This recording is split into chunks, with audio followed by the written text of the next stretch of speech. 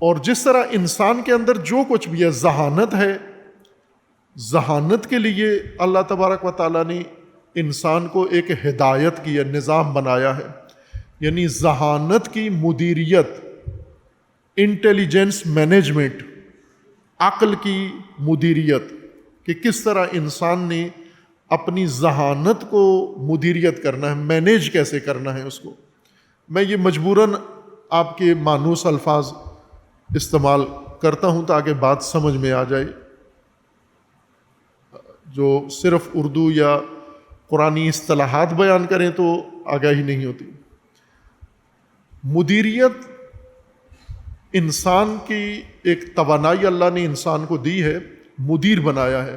جانور مدیر نہیں ہے، کوئی حیوان اپنی زندگی مدیریت نہیں کرتا، چونکہ مدیریت ذہانت کا عمل ہے، اور جانوروں کے اندر ذہانت نہیں ہے، سم ہے، چپ ہے، جیسے پہلے کہا غریزہ ہے، اور غریزہ کی مدیریت پیچھے کنٹرول روم میں ہوتی ہے، کمپنی کے پاس ہوتی ہے چپ اور سم کا کنٹرول، جس کے اندر ہے اس کے پاس نہیں ہے۔ لیکن ذہانت جہاں پر ہو اس کا کنٹرول اسی ذہانت کے پاس ہوتا ہے۔ مدیریت کا مطلب یہ ہوتا ہے، مدیریت کہتے ہیں کہ آپ جو کام آپ کو درپیش آیا ہے اس کام کے وسائل آپ کے پاس موجود ہیں، اس کام کے لیے مقررہ وقت بھی آپ کے پاس ہے، اور اس کام کی توانائیاں بھی آپ کے پاس موجود ہیں۔ مدیریت کا مطلب یہ ہوتا ہے کہ یہ کام اس معین وقت کے اندر ان توانائیوں کو استعمال میں لا کر اور ان وسائل کو بروئے کار لا کر وقت کے اندر یہ کام انجام دے دیا جائے، اس کو مدیریت کہتے ہیں، اس کو مینجمنٹ کہتے ہیں۔ سادہ الفاظ میں بیان کروں کہ افراد، وسائل اور وقت، ٹائم، ان تینوں کو آپس میں جوڑ کر، وسائل کو، افراد کو اور وقت کو اس طرح سے ترتیب دینا، تنظیم کرنا کہ ہمارا کام وقت مقررہ کے اندر کم از کم وسائل کے ذریعے اور کم از کم افراد کے ذریعے وقت کے اوپر یہ کام ہمارا انجام پا جائے۔ اگر یہ کر لیا تو آپ مدیر ہیں، آپ مینیجر ہیں۔ وسائل، افراد اور وقت، ان تینوں کو ہمانگ کر کے اپنا کام انجام دے دینا، یہ مدیریت اللہ تبارک و تعالیٰ نے انسان کے ہر شعبے کے لیے مقرر کی ہے۔ آپ کو اپنے ہر شعبے کو، چونکہ آپ کو اللہ نے انٹیلیجنٹ بنایا ہے، ذہانت دی ہے، چپ نہیں لگائی، سم نہیں لگائی آپ کے اندر، آپ کے اندر باقاعدہ سافٹ ویئر رکھا ہے اللہ نے ذہانت کا، کہ آپ نے ہر چیز کو سوچ سمجھ کے انجام دینا ہے۔ بس مدیریت کرنی ہے آپ نے اپنی زندگی کے ہر شعبے کو، اندرونی شعبے کو، بیرونی شعبے کو، مانوی روحانی معاملات کو، معیشت کو، فیملی کو، روابط کو، ہر چیز کو آپ نے مدیریت کرنا ہے، مینیج کرنا ہے۔ ان مشکل مدیریتوں میں سے ایک مدیریت انسان کی جسمانی روحانی توانائیوں کی مدیریت ہے، جس میں سے ایک اہم چیز جنسی توانائی کی مدیریت ہے، یا جنسی رجحان کی مدیریت ہے۔ اس کو مدیریت کرنا ہے، مینیج کرنا ہے آپ نے۔ اس کی مینیج کا قرآنی طریقہ، قرآنی مدیریت، اس کی قرآن نے 3 اس کے لیے بنیادیں بنائی ہیں کہ جنسی مدیریت، جنسی زندگی کی مدیریت یا جنسی توانائی کی مدیریت 3 چیزوں سے آپ نے انجام دینی ہے۔ 3 ڈپارٹمنٹ بنائے ہیں اس کے لیے، 3 شعبے بنا دیے ہیں۔ ایک ہے ازدواج، شادی، نکاح، یہ مدیریت ہے۔ دوسرا ہے عفت، نکاح اور عفت، عین فے تے، عفت۔ اور تیسرا ہے تقوی۔ یہ 3 چیزیں اللہ تبارک و تعالیٰ نے آپ کی اندرونی طاقت کو مینیج کرنے کے لیے آپ کے اندر یہ صلاحیتیں رکھی ہیں، اور یہ 3 نظام ہیں، 3 تدبیریں ہیں۔ نکاح ایک تدبیر ہے، ایک سسٹم کے طور پر آپ کو دیا ہے۔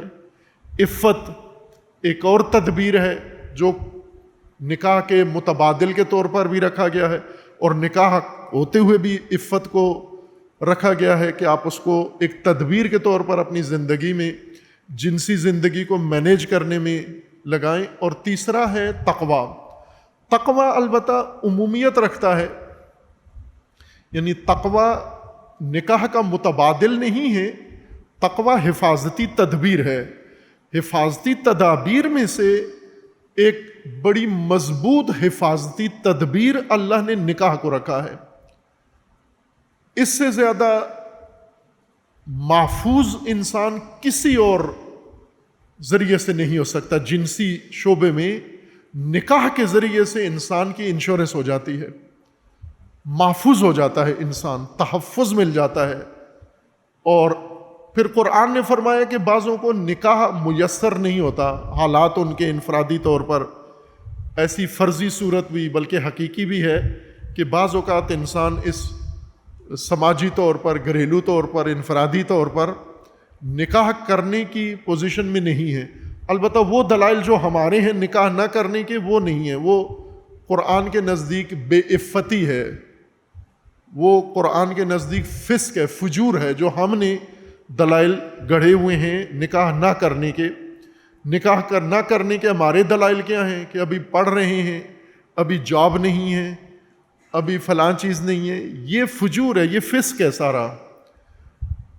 وہ اور دلائل ہیں نکاح نہ کرنے کے کہ انسان کسی زندگی میں ایسے معاملات میں، اضطرابات میں اور اضطرارات میں آ جاتا ہے کہ اس وقت نکاح نہیں کر سکتا، تو وہاں پر عفت رکھا گیا ہے کہ اس کو یہاں پر دوسری تدبیر بروئے کار لانی پڑے گی جس کا نام عفت ہے۔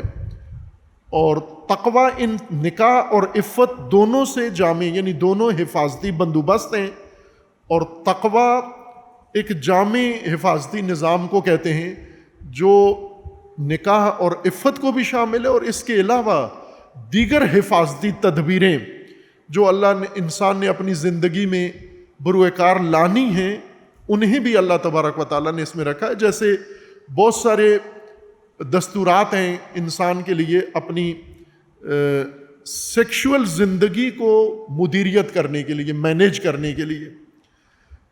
اس باب میں انسان دو طاقتوں کے ہاتھوں شکست خوردہ ہے، ہر انسانی نسل۔ ہمارے استاد بزرگوار حضرت علامہ تقی جعفری رضوان اللہ تعالیٰ علیہ، وہ ناشناختہ گوہر ہیرا تھا، وہ زندہ تھے جب تو بھی ناشناختہ تھے، پھر دنیا سے چلے گئے۔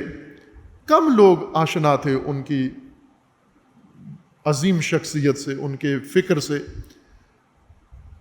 ان کا یہ جملہ تھا کہ انسان اقتدار پرستی اور خودخواہی کے سامنے، خود غرضی کے سامنے شکست کھا چکا ہے۔ انسان کو مان لینا چاہیے کہ شکست خوردہ ہے، اپنے ہاتھوں شکست کھا چکا ہے۔ خودخواہی، خود غرضی، خود پسندی اور اقتدار پرستی، شہرت پرستی، جو خودخواہی کی ساری شکلیں ہیں، ان کے ہاتھوں انسان شکست کھا چکا ہے۔ اور دوسری شکست انسان کو اس جنسی توانائی کے ہاتھوں مل چکی ہے، انسانی نسلوں کو شکست ہوئی ہے۔ قرآن نے اس کو مدیریت کا، چونکہ اللہ نے یہ تدبیر رکھی ہے تو اللہ نے ہی اس کی مدیریت کا نظام بھی مقرر کیا ہے، لیکن ہم نے پابندی نہیں کی اللہ تبارک و تعالیٰ کے دین کی اور نظام کی، اور ہم نے جو کچھ رائج تھا اسی کو اپنا لیا اور اسی کے مطابق چل رہے ہیں۔ تو ظاہر ہے کہ جب مدیریت، قرآنی مدیریت، الہی مدیریت زندگی سے نکال کے باہر رکھ دیں گے اور پھر توقع رکھیں گے ہمیں نتائج دینی میسر ہوں، ہمیں نتائج عفت و تقوی کے میسر ہوں، تو یہ احمق کی خواب ہے، یا جیسے فارسی میں کہتے ہیں کہ شتر در خواب بینت پنبے دانے، گاہی لپ لپ خورد گاہی دانے دانے، یعنی اونٹ خواب جب دیکھتا ہے، جیسے اردو میں ہمارا محاورہ ہے کہ بلی کی خواب چھچڑے، بلی جب بھی خواب میں دیکھتی ہے چھچڑے دیکھ رہی ہوتی ہے۔ اونٹ جو ہے اس کو پسند ہوتی ہے کھل، لہٰذا وہ کھل دیکھتا ہے، اور اس کو جب خواب میں کھل کے دانے دیکھتا ہے وہ، تو اس کو کبھی دانہ دانہ کر کے کھاتا ہے، کبھی مٹھیاں بھر بھر کے کھاتا ہے۔ یہ خواب ہے اس کی۔ الہی نظام کو ترک کر کے الہی نتائج کی انتظار کرنا یہ حماقت ہے۔ امام جعفر صادق علیہ الصلوۃ والسلام کا فرمانا ہے کہ وہ شخص احمق ہے۔ امام سے پوچھا گیا کہ احمق کون ہے، کسے کہیں ہم احمق؟ فرمایا جو کاشت نہیں کرتا لیکن محصول کاٹنے کی انتظار میں بیٹھا ہوا ہے، کاشت کیے بغیر۔ یہ دنیا کا سب سے بڑا احمق انسان ہے، جس نے کوئی فصل کاشت نہیں کی لیکن تیاری کر رہا ہے کہ فصل میری اگے گی اور میں نے اس کو کاٹنا ہے۔ اگر ہم الہی نظام اپنی زندگی پر نافذ نہیں کریں گے، توقع نہ رکھیں نہ دین کی، نہ تقوی کی، اور نہ باقی چیزوں کی جن کی امید لگا کے بیٹھے ہوئے ہیں۔